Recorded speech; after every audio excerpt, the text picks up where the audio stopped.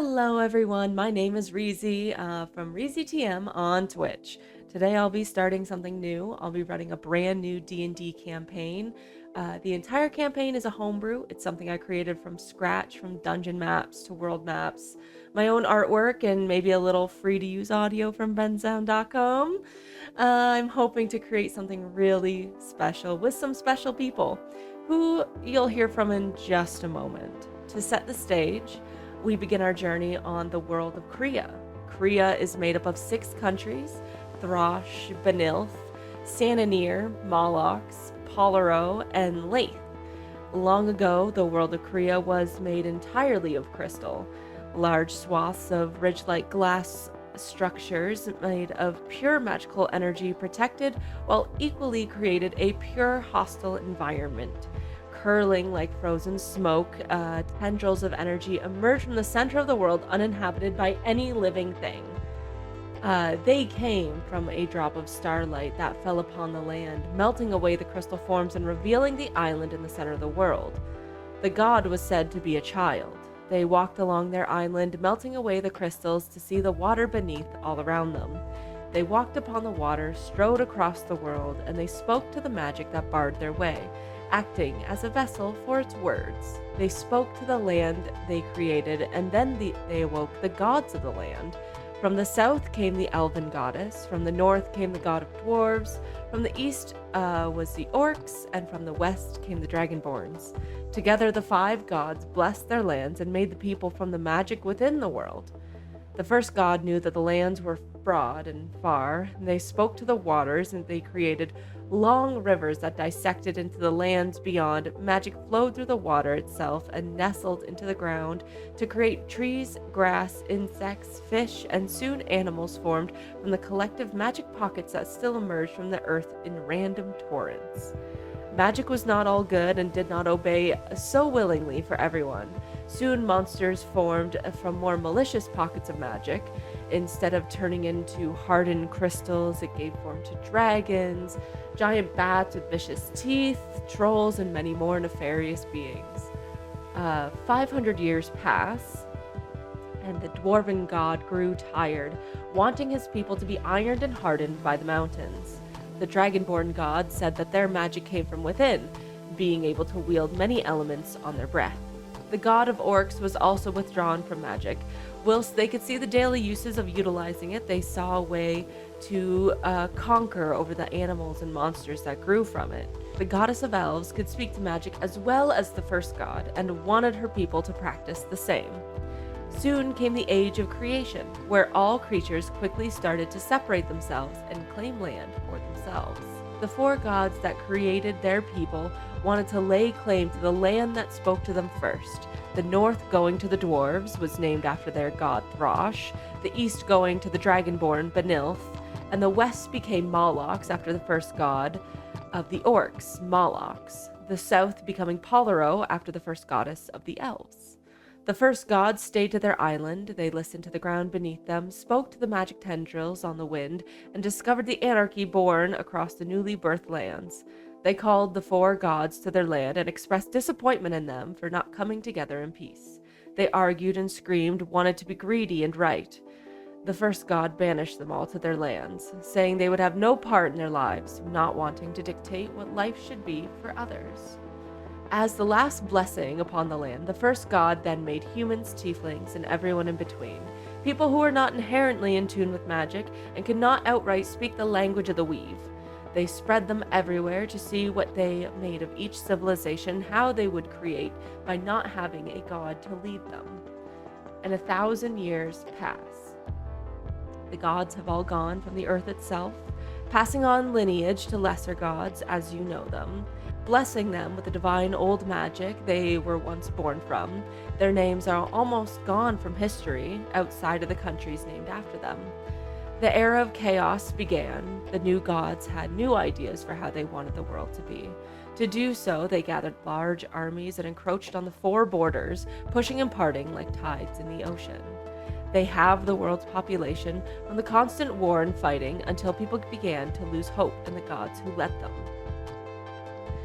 This was when the seven hells took notice of Cria. The negative emotions and energy that came from during the era of chaos gave birth to necrotic magic and the demons making agreements for the souls of those left behind by their gods who they believed in no more.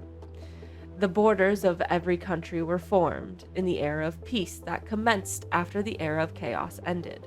They erected a human domain in Leith, the smallest of the domains at the southern peninsula of Polaro. The elven kings, queens, and goddess agreeing that the humans could have a part of their land, and it was beneficial to the humans as they were seen as a weaker race.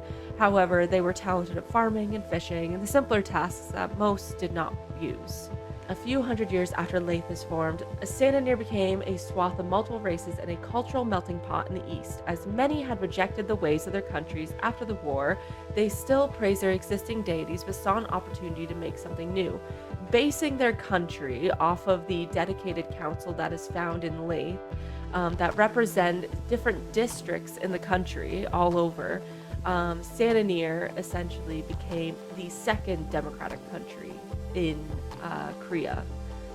This is where our journey begins. A continent at peace with stifled bonds and a history of war after war. Please welcome our Twitch fans.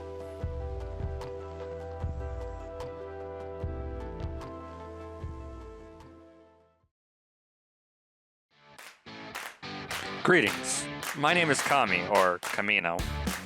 I will be playing a young tiefling woman by the name of Onychus. However, you won't be seeing my face for the most part, as I don't have a webcam. I have to record this from my phone.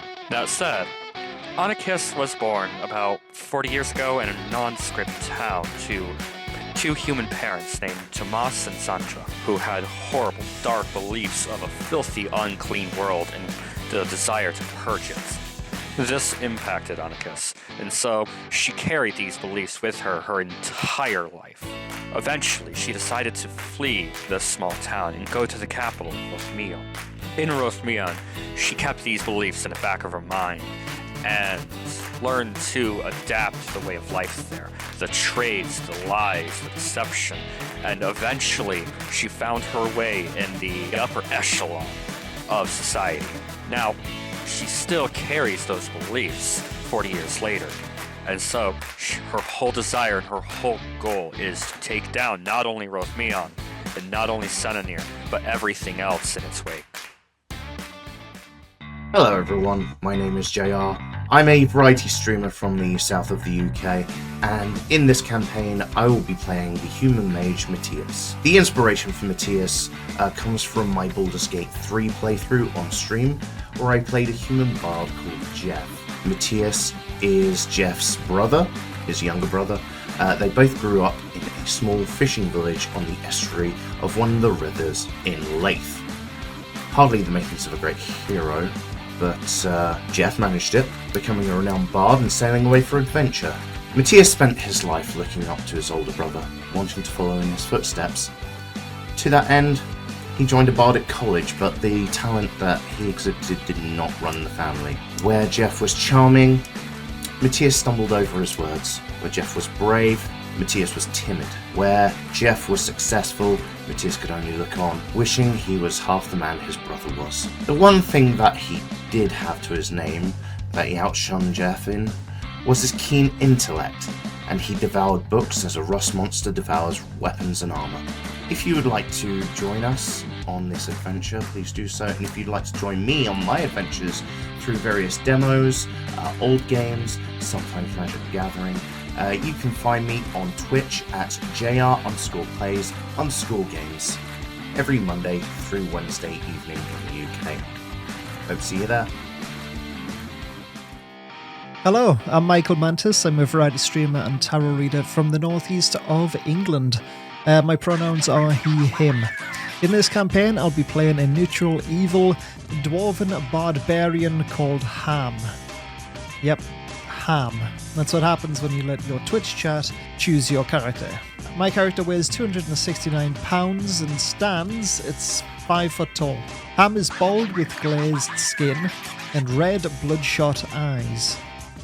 He grew up with his parents living in the high-rise building in Morningwood, also known as Morningwood Rises, before eventually moving out to the waterfalls, Morningwood Falls. At Bardic College, he was laughed at during performances, and that awoke a deeper rage inside of him. He likes mud baths and long walks in the swamp. He invented the spork. He's the founder of Pork Chops and Gravity. He once saved a cat from a really big tree, and that's how he discovered gravity. If you would like to join me across on Twitch, feel free to do so. You can find me at Mykl Mantis. Also Myklmantis, but spelled differently because I'm an idiot. Hi everyone, my name is Katie, also known as TheDataGoblin. I am a variety streamer on Twitch, and I kind of just mean to play whatever I want, whenever I want. There is no like set situation I got going on there. It's a lot of fun. Stop by. But in this campaign, I will be playing Alira Nightstar. Alira Nightstar is a high elf wizard noble. She's the daughter of Lord Aelrig and Lady Muriel Nightstar, who are both very renowned scholars, powerful diplomats. And Alira is expected to follow in their footsteps and be a really powerful wizard. Alira doesn't have very many friends. She spends all of her time studying. Her MO is kind of, well, do I really need friends if I have spells? And her goal is to just be the most powerful wizard she can be, to finally gain the recognition and adoration of her parents and fill the emptiness that she feels.